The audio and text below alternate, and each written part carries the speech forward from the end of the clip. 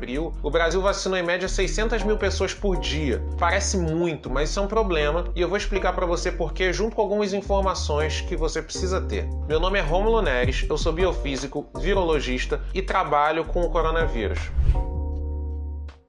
Nos últimos meses de 2020, tivemos, enfim, as primeiras vacinas contra o Covid-19 aprovadas no planeta. Desde então começou uma verdadeira corrida para tentar imunizar a população e assim controlar a disseminação e os óbitos causados na pandemia do coronavírus. Israel, por exemplo, com esforço de vacinação preciso, imunizou mais de 60% da sua população em pouco mais de 4 meses. Os Estados Unidos, por sua vez, vem batendo recordes no assunto imunização contra a Covid-19. Já faz algumas semanas que os Estados Unidos vacinam em média de 3 a 4 milhões de pessoas todos os dias, feito que nenhum outro país conseguiu fazer até agora na pandemia. Com isso lá, pelo menos 2 a cada 5 pessoas já recebeu alguma dose da vacina e alguns estados já começaram até a vacinar indivíduos mais jovens, com menos de 30 anos. Em breve, esses lugares devem observar efeitos consideráveis na redução do número de casos e óbitos e devem, muito provavelmente, controlar a pandemia a partir da imunização em massa. Infelizmente, o Brasil ainda está longe desse cenário. Desde janeiro, o Brasil tem vacinado contra a Covid-19, utilizando as vacinas Coronavac e a de Oxford e AstraZeneca, mas uma campanha de vacinação marcada por gente furando fila, por vacinação fora dos grupos prioritários e por uma série de outros problemas. Nas últimas 3 semanas de abril, o Brasil vacinou em média 600 mil pessoas por dia. Parece muito, mas isso é um problema e eu vou explicar para você por quê junto com algumas informações que você precisa ter. Eu fiz umas contas e se o Brasil hoje passasse a vacinar 1 milhão de pessoas todos os dias com as vacinas que a gente já tem disponíveis, sem interrupção, nesse ritmo para vacinar o Brasil todo, com mais ou menos 210 milhões de pessoas, a gente ia levar quase 1 ano e 1 mês. Pesquisadores da Universidade Federal de Juiz de Fora apontam que um regime de 2 milhões de doses aplicadas diariamente é a velocidade necessária para controlar o número de óbitos por Covid no país em menos de 1 ano de vacinação. Afinal, com mais mortes em 4 meses de 2021 do que no ano de 2020 inteiro causadas por Covid, a gente precisa agir agora para evitar que 2022 ainda seja assim. Rolam por aí umas correntes WhatsApp dizendo que a quantidade de vacinas que o Brasil aplica, na verdade, está ótima porque a gente aparece entre os 5 países que mais aplicam vacinas. O problema é que isso é só em números absolutos. Para o tamanho do Brasil e para a quantidade de gente que mora aqui, essa quantidade não é ideal. Vale lembrar que a gente já tem mais de 400 mil óbitos desde o início da pandemia causados por Covid. Nesse ritmo, sem medidas de controle adequadas da disseminação do vírus, é possível que o Brasil alcance a triste marca de 500 mil de óbitos entre junho e julho. Deu para entender por que 600 mil vacinas aplicadas por dia não é o ideal? E talvez isso possa gerar uma outra pergunta. E o Brasil consegue vacinar mais? E aí eu queria contar 2 histórias para vocês. A primeira aconteceu há mais de 40 anos, em junho de 1980, quando o Brasil aplicou 20 milhões de doses de vacina contra a polio em um único dia, em praticamente todas as crianças que são grupo de risco da polio do país. Claro, existem grandes diferenças com relação à pandemia atual. A polio naquela época era uma doença frequente e disseminada no país, mas não configurava uma pandemia. Era possível adquirir vacinas de um único fornecedor e, além disso, não havia ameaça de colapso da saúde ou econômico por causa da doença. Mas é para isso que vem a minha segunda história de hoje. Você lembra da pandemia de 2009 de H1N1, o vírus da gripe? Sim, foi uma pandemia que afetou mais de 200 países. Você sabia que o Brasil vacinou nessa pandemia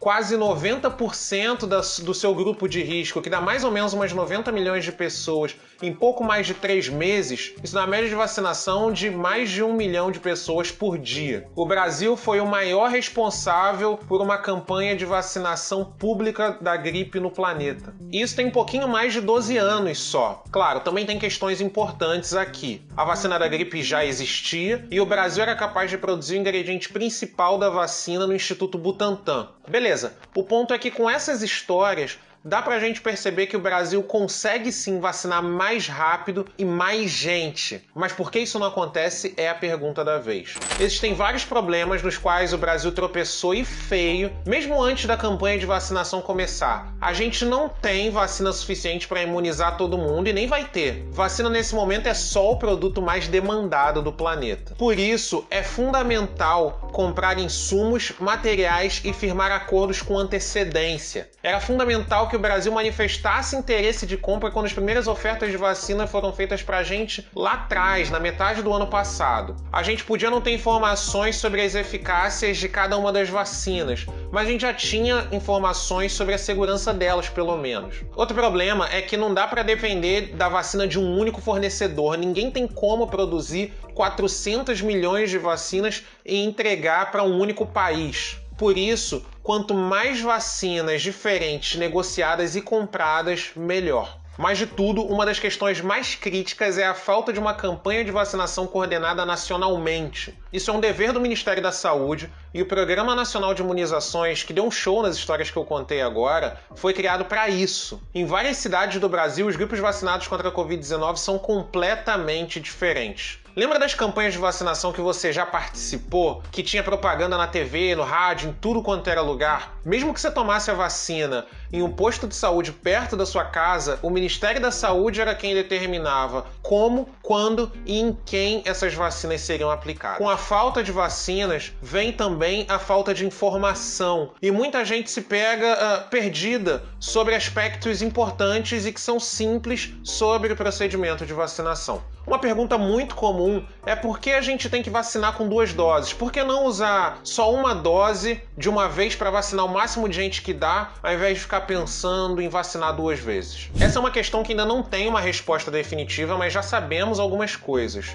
Uma dose é até capaz de fornecer alguma proteção, mas a melhor proteção conhecida requer 2 doses, porque os estudos realizados com as vacinas que usam 2 doses, como a Coronavac e a de Oxford, determinam a sua eficácia baseados nas 2 doses. E é por isso que o seu uso emergencial foi aprovado. Outras pessoas se perguntam qual dose elas devem tomar ou se elas não devem esperar para tomar uma vacina definitiva. A melhor vacina é aquela que é segura e eficaz, foi aprovada para uso e está disponível. Ou, resumindo, a melhor é a que a gente tem. Se você tiver a oportunidade de se vacinar, faça isso, até porque a proteção causada pela vacina, ela depende do perfil imunológico de toda a população. A gente sabe que a taxa de proteção contra casos graves da Coronavac e da vacina de Oxford, por exemplo, é bem parecida. E não é à toa que 2 estudos, um da Universidade de Oxford e um da Fiocruz do Amazonas, demonstraram que ambas as vacinas são eficientes para nos proteger não só do coronavírus que surgiu ano passado,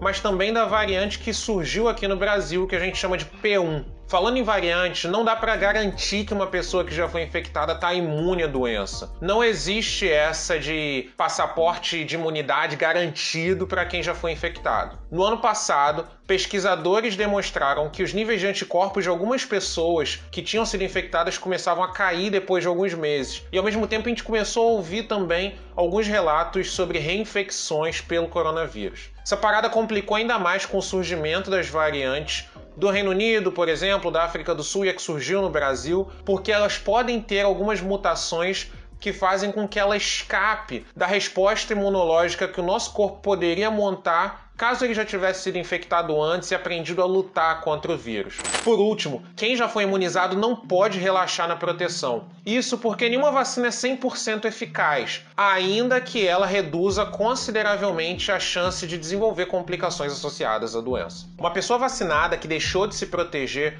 pode colocar em risco as pessoas à volta dela que ainda não puderam se vacinar e só vão poder lá na frente quando a nossa capacidade aumentar. E é importantíssimo dizer, a gente tem uma variante circulando aqui que se espalha mais rápido e nesse momento a maior parte dos leitos de UTI são ocupados por indivíduos mais jovens, até 40 anos. Por isso, enquanto a vacina não chega, é fundamental que a gente se proteja e proteja quem a gente ama.